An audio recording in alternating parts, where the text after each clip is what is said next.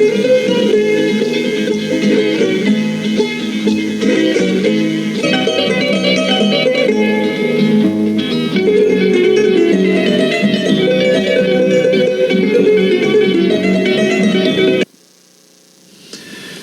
is Business Talk, and I'm Norman Liss. This program is dedicated to helping people in small businesses do business better. Today's guest is very highly qualified to talk about the business because she's Dee Delbello, who is the publisher of the Westchester County Business Journal. And she's been in the business community for many, many years, and I think we're going to learn a lot today. Dee, I welcome you, and so I really want to start right in by finding out what you think, from your perspective, about what the greatest challenge facing businesses is today. Surviving, hanging in there, Norm. It's tough being in business today. Why? Well, there are so many economic pressures, and I think that's the primary problem today. People are feeling the pinch more than I've ever seen before. So how do you control costs? How do you pay taxes? How do you meet payroll each week or each month or whatever the payroll schedule may be? It's very, very tough today. Okay, so how do you survive? Is it the way big businesses are doing, and that cut back, and cut back? Well, small businesses used to cutting back. Small businesses have survived because they've been lean. So they're used to that. It's being able to manage and produce and stay in business with all this leanness, mean and lean.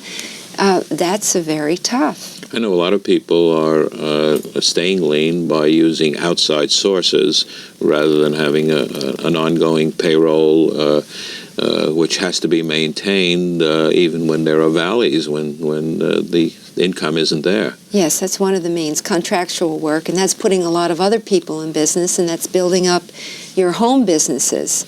So there's a whole other industry now in small business that's developing around the needs of small business. So small business people have to be creative. They have to be able to manage. And if they're working their business, they can't manage properly. So it's a vicious circle. Let's start with that word, creative. We read in the business journals, and we read in other papers about small businesses that have started up with an idea. How does one create an idea?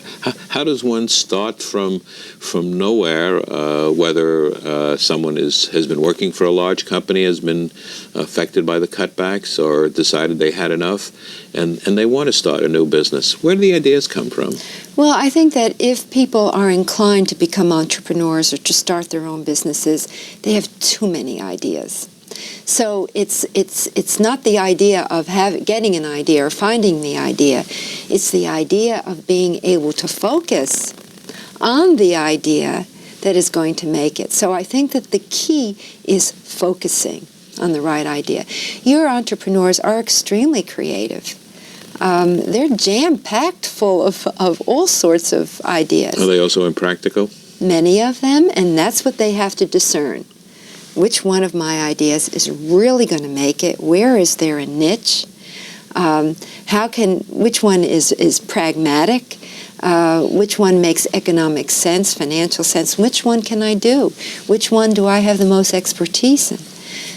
Those are the questions. And success is not something that happens overnight. So what does someone do to eat or supporting a family while waiting for the money to come in? Startup businesses are very difficult. You cannot start up a business unless you've developed a plan and you have the financial wherewithal to carry you through those early times. Just don't do it. You cannot do it. Unless you have some kind of financial freedom, or you've worked those uneasy and restless beginning months or even years. You've heard, I'm sure, Norman, with all your business acquaintances, that it takes at least 3 years for a startup business, for you to know whether you've made it or not, and to really make it and to become profitable. Now, you come to this from a double viewpoint. First of all, in the business journals in Westchester County and Connecticut, you're covering the business of this area, and of course a lot of small businesses. But also from your own viewpoint, although the business journals are long established for many, many years, actually it has not been that long, relatively, that you've been published or that you've been involved. How long has it been since? Well, it'll be 4 years exactly in December, Norm, when we purchased the newspapers. And ours is really, the newspapers are really a paradoxical situation in that the newspapers were 25 years old, but they were about to go belly up. You see, so it was like starting a new business 4 years ago. And that was during an economic slump, an advertising slump. All the slumps in economics and in the financial and business world were happening at the time that we took over the business. But that enabled us to purchase the business. So it was tough going. It was very tough going. It was up and down and up and down. It was, working the business week by week, not knowing whether we were going to survive, not knowing whether we were going to fulfill our goals, not knowing whether we were going to produce the product that would be able to go out and establish the sales in order to keep the product going. That's the magic word, isn't it? Sales. Sales. In any business, it is sales, S-A-L-E-S. And let's talk about that subject now. Sales means setting up a plan, having a good product, and getting the people to represent you. If you're in a product business. Well, no matter what you're doing. You have to either sell yourself if you're a sole practitioner, or you've got to sell your product or service. But even if you're selling a service, I see that as a product because you have to convey to someone that what you are selling is beneficial to that person or to that company, and more beneficial than someone else who is selling something similar. That's right. Competition is a tough word. Why is it that some businesses are successful when people down the street, around the corner, are not successful? I give you the parallel of trade shows where you see one booth which has many, many people there asking questions, taking literature, and another booth where the people are just standing there and nobody's there. Why? Well, it could be that in the one booth, the people who are selling the product are responsive to the consumer. They know what's in the consumer's mind. They service better. They market better.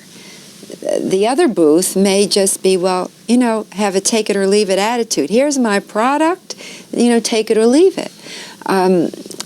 When I was at Bloomingdale's, very often there were surveys taken as to what the consumer really wanted. How could we better service this consumer? So you have to get into the head of the consumer, whether you have a service or a product. What is going to trigger an emotional response, a financial response?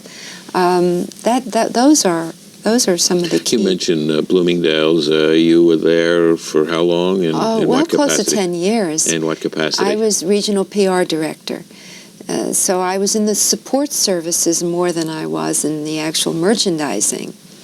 But in the support services area, we were always concerned about the theater, the drama, getting that emotional response from the consumer, drawing the consumer in, which were the best ways to market.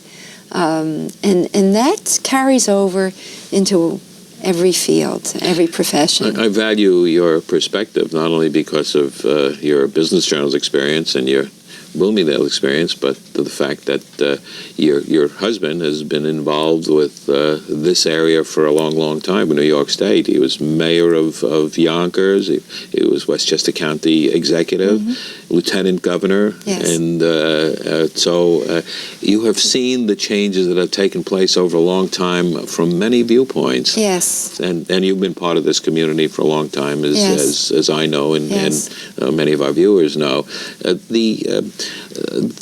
What is the short-term possibilities? What's happening here? You're talking about survive, you're talking about tough times. What does it look like in the short term for people who are in business?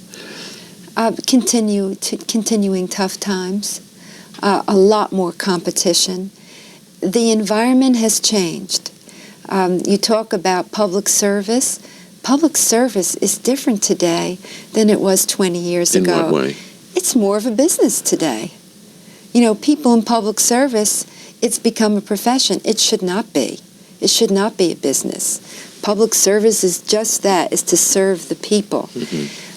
So it's an entirely different environment. When I look back over the years now, I see so many changes, and I see that it is a lot tougher. It's a lot tougher for young people today. Attitudes are different. People are harassed. There's a great deal of angst. People, there's you've heard it so often, there's a lack of loyalty now in your big companies. You see it in the downsizing. It's a real survival mode. Now, I understand it's not happening in the entire nation. It's magnified in our region here.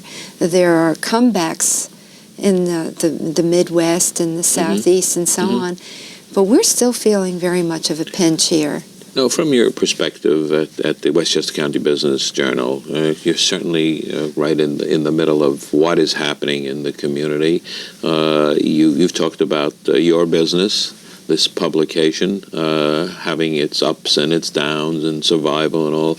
Why do things look so good now in these tough economic times? Why people who certainly have followed the Business Journal know that there have been some tremendous changes, and the paper reads better, looks better, and everything about it is different.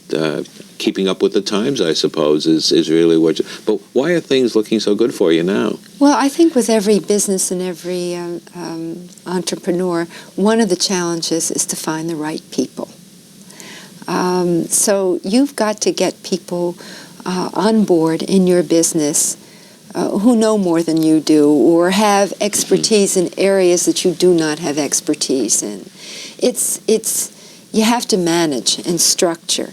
So we were able to succeed in that we got the right people. We're getting the right people. You're always in the process of trying to find competent people to fill the needs within your organization in order to produce the product that can be sold. The other thing that's very important is getting back to sales and servicing and marketing.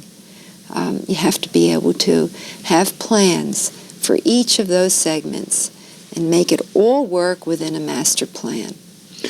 Is that something that you learned through experience, or is it something that when 4 years ago when you started, you said, hey, this is our plan, this is where we're going to be 4 years from now, and this is how we're going to accomplish it? Well, of course, you have to design a plan for each problem or for each business.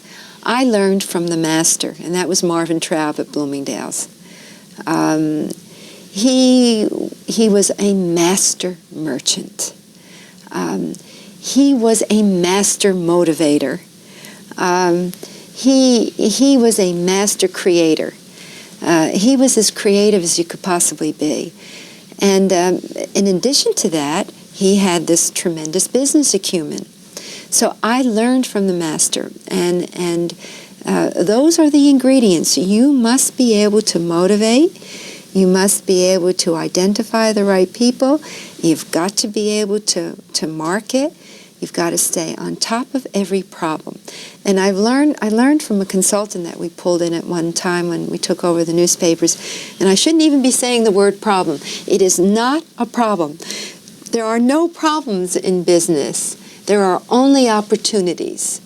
That's positive thinking. Yes, I just you want to must have positive thinking. I want to get back to that, but I want to just take advantage of this opportunity to say to our viewers that we're talking today with Dee Delbello, who is the publisher of the Westchester County Business Journal and the Connecticut Business Journal. So let's talk about the subject of opportunity, and let's talk about how you motivate people. How does one motivate people. When a small company shows signs of being successful, there are employees. How do you keep your employees up? How do you get them to get out there and do the things they're supposed to do and not just do 9 to 5? By communicating with each and every one, both individually and as a whole. It's teamwork. In an entrepreneurial setting, it's always teamwork if you want it to work. Everybody has to feel that each and every person is contributing to the end product. Remember, we're manufacturing a different product every week, so we are under tremendous pressure, and we've all got to be in sync. And you'll find that there are some organizations, small and large, and you go in and you try to study, well, what's happening? Why are they having these problematic opportunities? And it is sometimes simply the reason for it is they're just not communicating. To employees.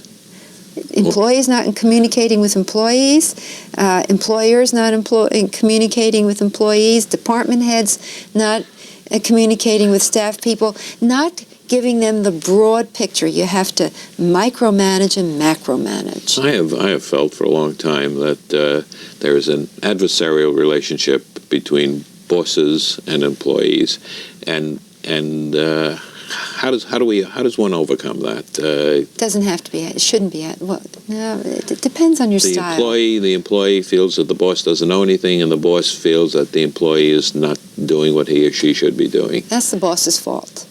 It's management's fault. Yeah, the buck stops right there at the top. The boss sets the environment, sets the tone, sets the communication. Every boss is a different style. Some may be disciplinarians, others may be more engaging, but that's where the buck stops. Is it tougher in a small organization than in a large organization? There's the further away you get from the person in a large company, the less communication that there is between individuals. Surely, that's changed. And look at IBM, for example. It is trying to become more entrepreneurial, because it had just that tremendous structure where somebody in Office A didn't know what or who was doing what in Office B. That's changing. Do you cover them extensively in your papers? We cover IBM as we do other businesses, but our product is small business. We want to communicate to small business. We want to communicate about small business. So that's our primary target. And let's talk about the papers. You've got that great perspective. I have to admit that I wrote a column for the business journals 15 years ago, and I think there certainly was a different paper at that time than I see today.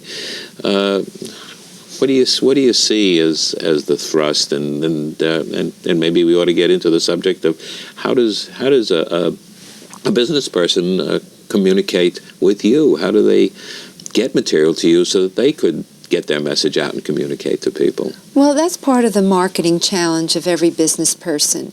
A company can buy a lot of advertising, small or big, but that's advertisement, and that's essential to a business. But then there is getting that legitimate coverage about a business. So if I were a business owner, I would identify all the means of communicating within my region that I do business. And I would either get to the editor, if it's in the case of a newspaper, or get to the news editor of a radio station, whatever it may be, TV and so on, Norm Liss, and describe my business succinctly. But let's go on. I'm not making this very clear. There's a fear. I'm not making it very clear. There's a fear, Dee, talking to the media and being rejected, because I've talked to people about this and not saying the right thing, and a lot of people don't communicate because they don't want to be rejected. Is there a good way to communicate? Is it done in writing? Is it done on the telephone? Does someone pick up the telephone and call Dee Delbello and say, I'd like you to write a story about my company, or your editor? Right. How does that work? Well, let's go back to, you must identify the resource that will best that will best be able to tell your story. In other words, if I'm a small business, I'm not going to go to the New York Times unless I have a very, very unique product. So if I'm a small business, I'll go to the Gannett, I'll go to the Westchester County Business Journal, and I will send a very brief description of my business, providing my business is of a unique nature. I'm not, if I owned, for instance, let's say I owned a cleaning service, I would not go to the newspaper about my cleaning service unless I had a very unique aspect of a cleaning service. Maybe my cleaning service is a special cleaning service for pets. Mm-hmm. Then that would be a unique angle of my cleaning service, and that's what I would write to one of my local newspapers. So do you write to the editor? You would write to the editor. Mm-hmm. The editor is the manager of the news. The editor decides what goes into the newspaper. The publisher is involved in the business end of the newspapers, mm-hmm. and works with the sales manager and the advertising and the account executives. I would write to the editor, and then I would call. You must write and call, and you must keep your message simple and to the point. And in your first paragraph, tell what, when, and where, and what is the business all about, and where you are located, and what is the unique aspect. Unfortunately, this doesn't happen. Doesn't happen. We comb through releases that come in, Norm, and sometimes it's third or fourth paragraph where we may find out where the business is located. Mm-hmm. You see. And sometimes when you're lean in staff and editorial staff, your reporters going through that press release may not get down to the third or fourth paragraph.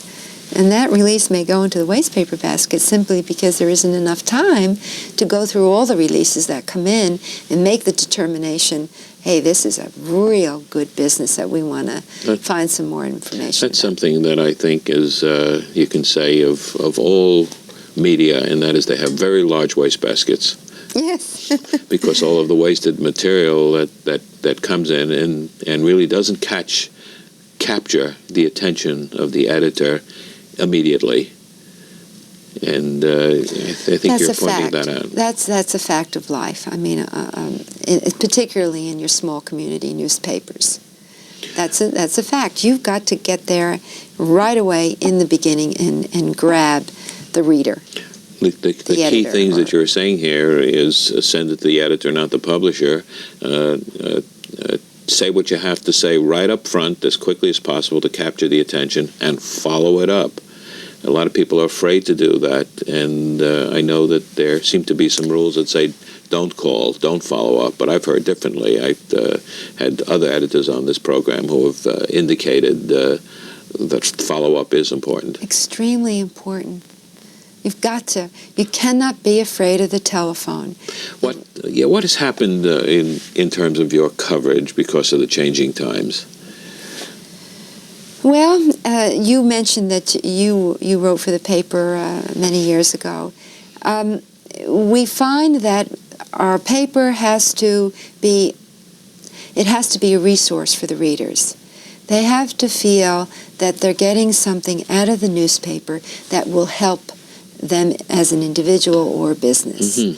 So we find that the record section is mm-hmm. very important to our readers. What is the record section? The record section is a section in our newspaper. It's a weekly feature in which we list all the deeds that have transpired within the county, judgments, new businesses, new business names, and so on, so that if you're a salesperson, for instance, and you get the business journal, you will go to the new business names because that immediately becomes a networking vehicle for you. Lead generation. Lead generation. You brought along some copies, and perhaps we can show them. Certainly, this is the business journal itself. That's this week's, the week of the 15th.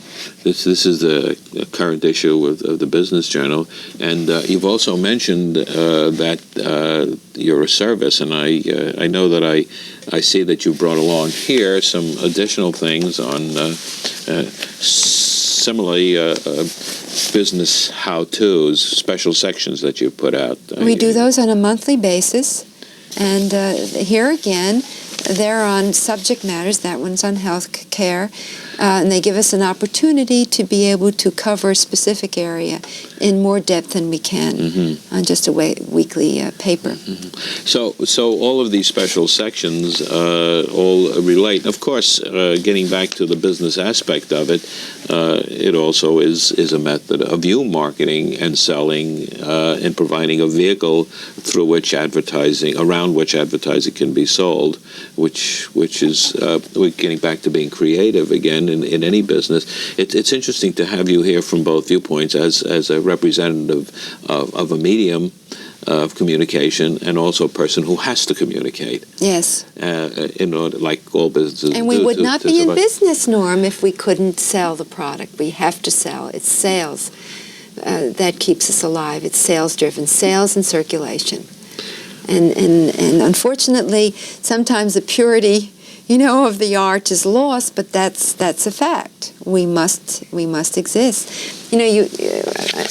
This is one of the supplements that we did. The one on CEO. And this is Eileen Fisher, a fascinating entrepreneur located right here in Irvington, one of our up-and-coming leading fashion designers. She found a niche in the fashion business. You'd say, how could another person emerge in the fashion business and make it today? She has. And she's right here in Irvington producing. Why has she made it? She found a very practical niche in separates. Quality, right price, and marketing it right. She herself is an image. It's just all of the factors. Now, you talk about a niche. I heard a speaker once who said that a successful business has no competition because it's unique, and I think you've said that. And it's no longer niche. It is niche. And one of the niches that we found is that we've run out of time, so I thank you very much for being here today.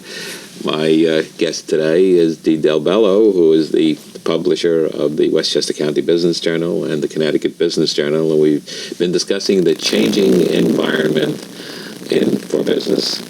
The name of this program is Business Talk, and I'm Norman Liss, and until next time at this time, good luck.